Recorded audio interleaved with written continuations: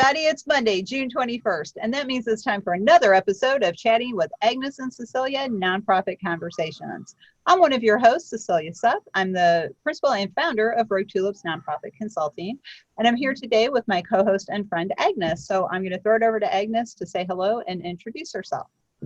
Thank you, Cecilia. Good morning, good afternoon, and good evening to our global audience, wherever you're joining us from.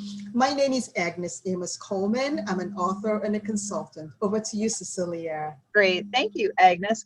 And we are really excited today to have back one of our favorite guests, Lesedi Lesetedi, who is the Vice Chancellor of the Botswana Open University. And she's going to share her thoughts and insights on board governance and leadership. Welcome back, Lesedi.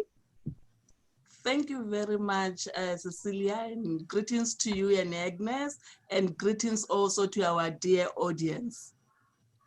Wonderful, thank you. And so let's just dive right in. It is the longest day of the year, it being the summer solstice. So we're doing a special extended episode today because Lesedi has a lot of great points to make on this topic of board leadership. So let's talk a little bit first about board governance, Lesedi. You've made a point about needing to understand governance and how it relates to the structure of the organization. So could you give us some more info on that? Indeed, Cecilia, when you talk about board leadership, the first thing that should come to your head is about corporate governance. And when you speak about corporate governance, you need to understand all the cornerstones of corporate governance, whether it is the board itself, which most of the time are non-executive, or is management, which are the people running with the business every day, and there are even other stakeholders like auditors, whether it's your internal auditors or external auditors. So you need to understand the roles played by all this. That would help you to have a good contribution and to add value onto any board that you sit in. I think that's a great point because I don't think a lot of volunteer leaders understand that connection between the rules of governance that we set up in that structure and then how the organization actually runs on a daily basis and why that's important.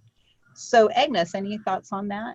Yeah, I think I like, and I know that Lesedi is going to talk about it very briefly, I like the word custodian because the board really, that's really their role. They're a custodian of the businesses and processes or the future of the organization. And I'm very interested in how they manage this role and they take it on with responsibility because that's very, very key. So I'm definitely looking forward to hearing Lesedi's thought on this. As an association community, we know that this is an area that we need to do due diligence on.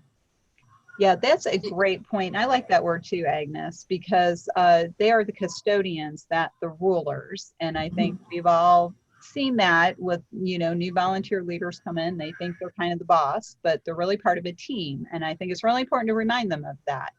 So that leads us to the next part of this deep topic. Lesedi, what is your view on the roles of the board and how that relates to the roles of the staff? Yes, you talked about the board being being the custodians, and that there for the fiduciary duty. They provide oversight, and that there is the eyes and the ears of the shareholders. So that role is quite critical, and one must know that in other states, you can even be sued as an individual board member if you do things that people think you influenced, and they can take you to task. So it's very, very important for the board to understand that the overall head, this is the highest structure of the organization. Of course, there is management, but to provide oversight onto management, the board can even hire and fire the CEO. So when they're there, they need to be understanding very well the mandate of the organization. First of all, from the beginning, you must know why that organization exists. And then secondly, you need to understand the strategic plan, because that organization would have its strategy where it has its vision and a mission to accomplish, as well as some goals. And if you are a board member, you need to be very conversant and acquainted with all this.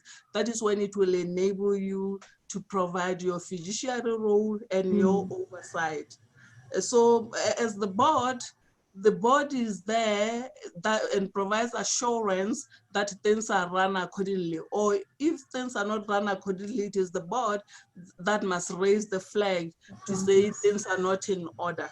So one, as a board member, you need to understand this, and you should bring your expertise that, added with others, you are able to carry your duties accordingly. Interesting.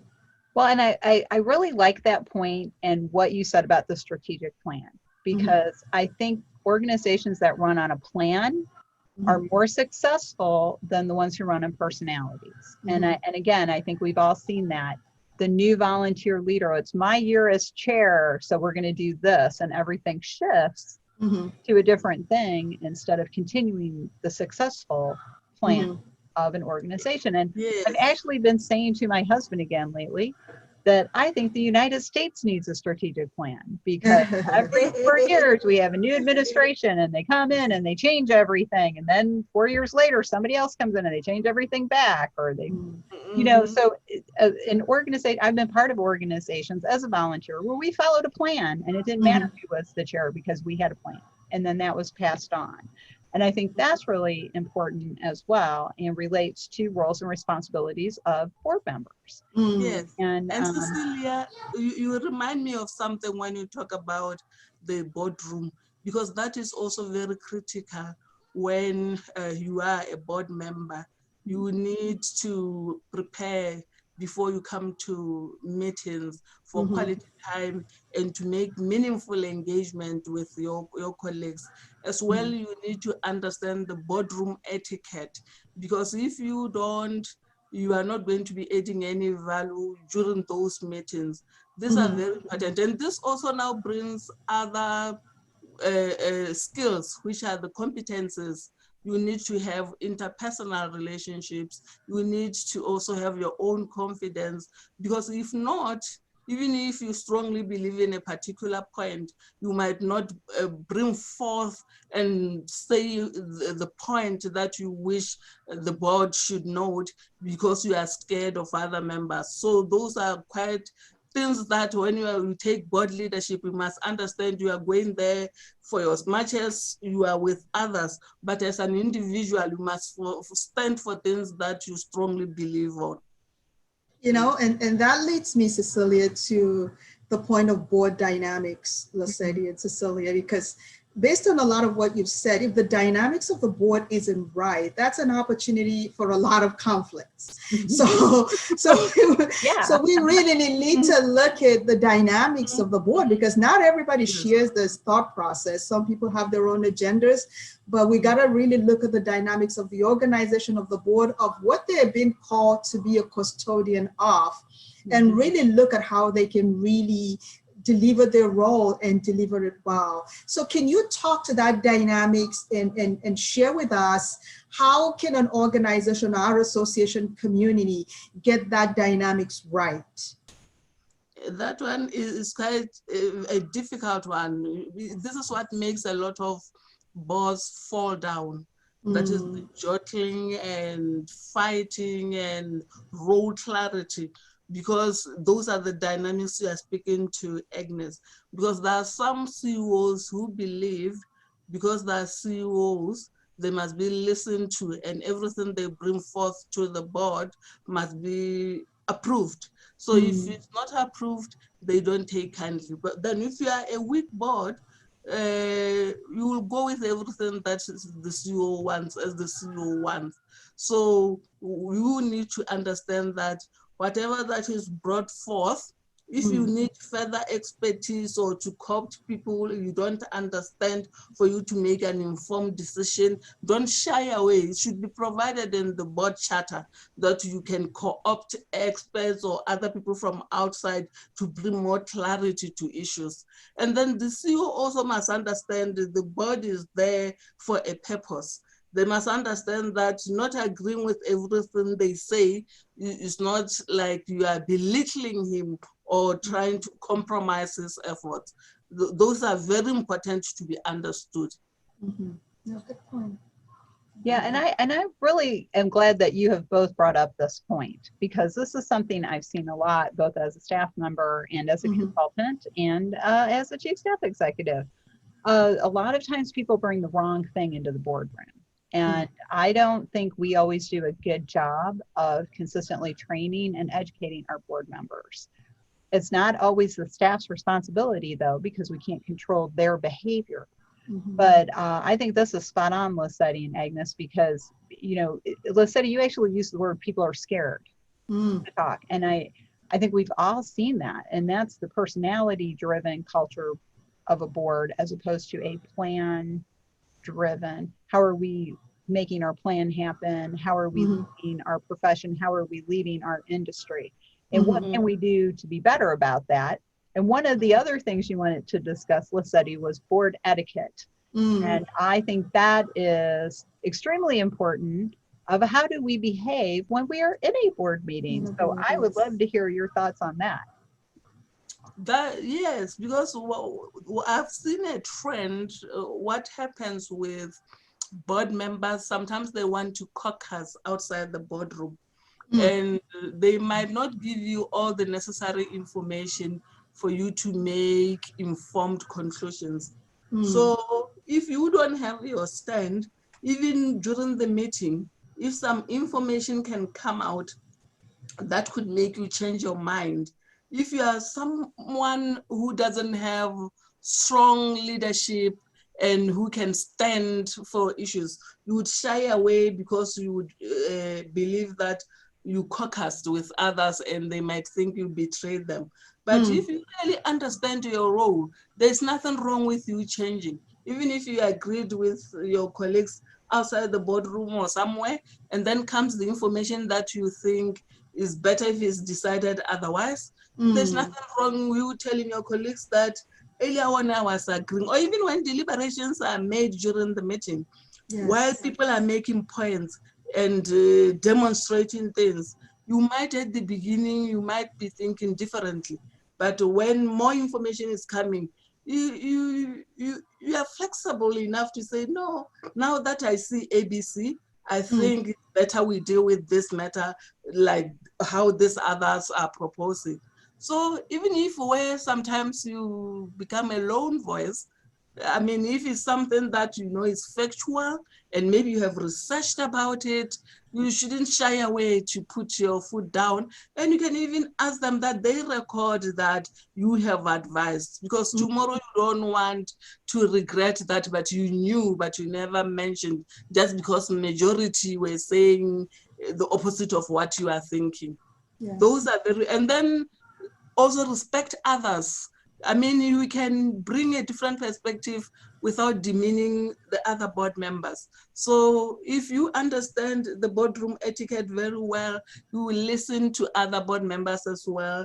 You have your chance to speak, and you don't need to make it like you are the most intelligent, but also nobody should silence you where you need to voice out any point that you think is important to be mentioned. Interesting. Well, and that's I love that point, Lesedi, and I tend to be that person who will say, wait a minute, I don't think that's the best way to go when everyone else is saying something else. And like I say to people, it's why I eat a lot of meals alone. But but seriously, that is such a wonderful point. And I wish that I knew a really good way to make people feel comfortable doing that. And that's driven a lot by personality. It's driven a lot by self-interest, and also just that need of humans to fit in and belong. And but you know what, Cecilia, you mentioned earlier on, this is where the importance of board training comes into play. And the training is now going to be conducted by the CEO of the organization. It's going to have to come from an outside who understands the dynamics of the board and help the board members to come to an awareness, self-awareness. If they're dominant or if they're more reserved, to come to that self-awareness that we're in this together. This is a collective role. We are a custodian of this organization, and we must put the interest of this association first, not our personal interest. So it's a reinforcing and a self-awareness of who we are as individuals within the role of a board. And I think that that's where that training becomes very, very crucial. Again, it's not a one-time deal. I know that a lot of our association communities, we say, oh, we're going to have a board training. We train them every quarter and that's it. No, it's not. Human behavior, it's constant, it's continuous, and we got to put that into play. And that's my perspective on how we can mitigate and manage a lot of those dynamics. I totally agree with you. And after you. No, you go ahead, Lesedi, please. Yes, I wanted to add to what Agnes said, that stewardship is very, very important. And if you are assigned some role in the subcommittee of the board, you might be part of the human resource committee, or maybe the audit committee or the finance. When you are there, use the people who are instrumental, use the experts there. For example, if you are in the audit committee, make sure that you find time to sit with the auditor, because the auditor is independent from management, and they will inform you about things such that when you come to the meeting, you are very well informed. And then the other thing, we earlier on spoke about plans. Starting with the board, even these committees, they need to have plans. And when you have these plans, it guides you on to what to do.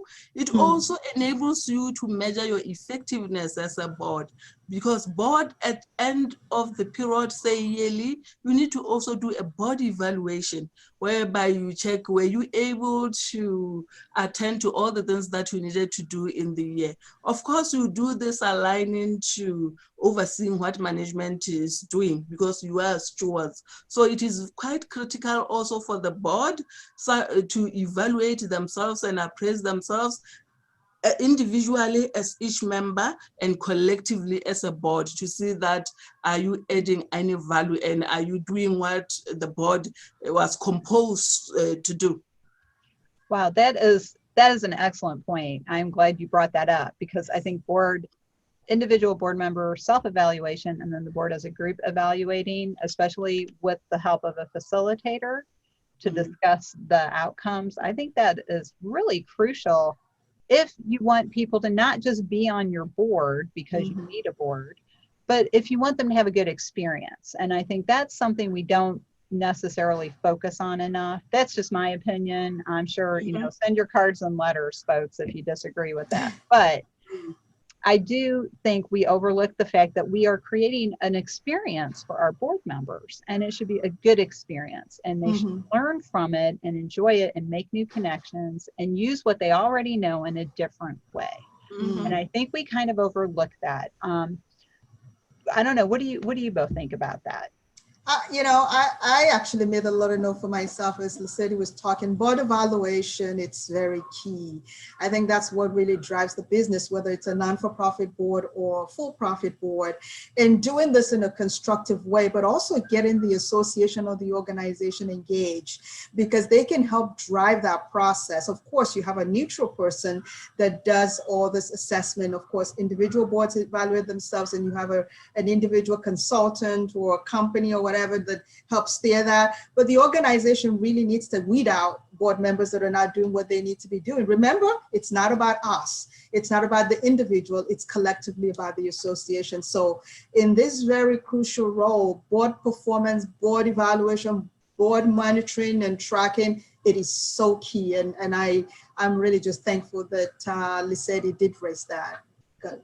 Excellent point. Yes. And Cecilia was talking about, you need to enjoy what you are doing. I want to agree with you ladies that you need to spark an excitement. If you are a member of a particular board, it should excite you, and you should be looking forward to be engaging with your colleagues, because also the board membership, you don't meet regularly.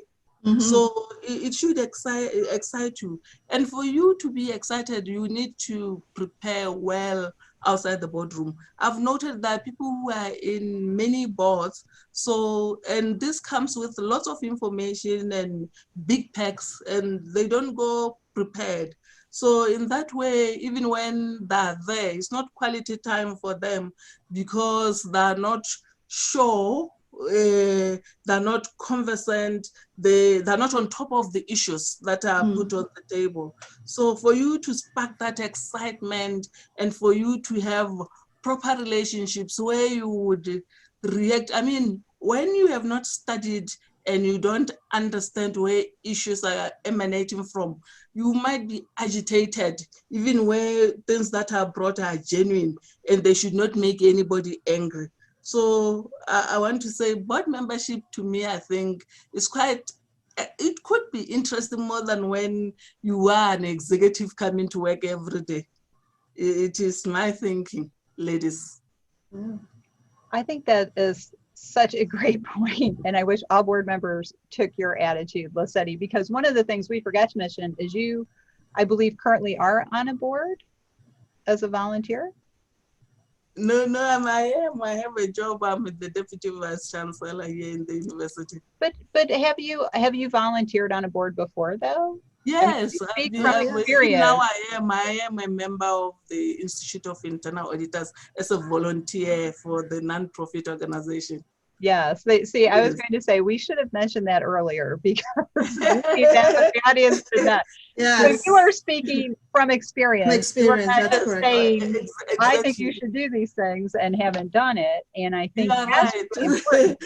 You are right, Cecilia. I've been in these boards. I've been in the UN system as well, because I was the chair of the audit committee for the UNICEF audit committee, as well as for the FAO audit committee. So I've been volunteering my 6 years with respective for each of these forums. So I'm talking about things that I understand, you know, that I've gone through and I have experience. It's not just theory. Yeah, no, great. And Lesedi, you know, to your last point, I know you didn't say that exactly this word, but I like to use the word passion. And that's exactly what you've, passion is key, because if you're not passionate about what you do, you're not going to love it. You're just going to come on and kind of just fill in the gap, you know, sign the board book that you're there, but the passion does not exist. And that leads me to another thought process here on, again, leading back to that board performance, you know, how do we then get the board of directors within their various respective role to engage more as part of the organization? Is there any tools that we can use as association professionals to engage our boards a lot more outside of training? Yes, we've trained them. Yes, we've educated them. But within the boardroom, is there anything we need to be doing as association professionals, Lesedi, to make this happen, to support the board, to get them engaged and be more passionate? Yes, I mean, yes, one can train. I know when it comes to corporate governance, we do have these codes and everything. Information is available on the net, and all those things are there, even how to run the board and all that. But the thing is, the individual themselves, you know, you can take the horse to the river, but you can't make it drink the water. So you are right, Agnes, to say you can train, you can do what, but also I liked it when you mentioned the passion. That is when you are committed to your role, that you would live to the literature that you are reading. Nowadays, all information is available openly everywhere, including the instruments, including those that you can use to evaluate your board. All those things are there. The indexes are there. You just need to take them and tailor-make to your situation. And again, instill in the individuals that responsibility and commitment to follow through so that they can find that passion and that energy and that enthusiasm and have a little fun with it, because life should be a little fun once in a while too. It shouldn't work. So, but believe it or not, even an extended episode goes fast on this show, thanks to the wonderful conversations we have. So we're going to have to go rogue for now. But before we sign off, I'd like to ask Lesedi, what is your closing thought for today, and how could people get in touch with you if they wanted to talk more? Yes. My closing shot is to say people must volunteer Volunteering assists not only the organization that you volunteer your efforts to, it also makes you as an individual grow professionally, you develop, and it enables you to network and exchange notes with other professionals. So I would encourage people that volunteer, you'll benefit. Benefit is not only financially, even your personal growth is a benefit. I'm on LinkedIn. If you check Lesedi Lesetedi, you'll find me on LinkedIn. Thank you, It's great. Cecilia. Thank you, Lesedi. That was a Thank you. wonderful conversation. And Agnes, would you like to add anything before we sign off this week? No, I just want to thank Lesedi again for joining us. It's always a pleasure. I know we'll have you back again. We're always very excited when you are excited about the thought process you share with our global audience. So thank you so much for joining us, and have a great day. Thank you, ladies. Great. Thank you, Lesedi. And as I said, we're going rogue for now, but we'll be back next week with another episode. If you'd like to learn more about Rogue Tulips Nonprofit Consulting, check us out online, roguetulips.com. We have a form if you'd like to contact us and learn more about working with us. We also encourage you to check out the 501c League, which is a leader in ethics training for nonprofit professionals and in preparation for CAE candidates. You can check out the league. It's 501cleague.net. So thanks again for joining us this week. And it's always great talking with Lesedi and Agnes. So long for now, everyone. Bye. Thank you.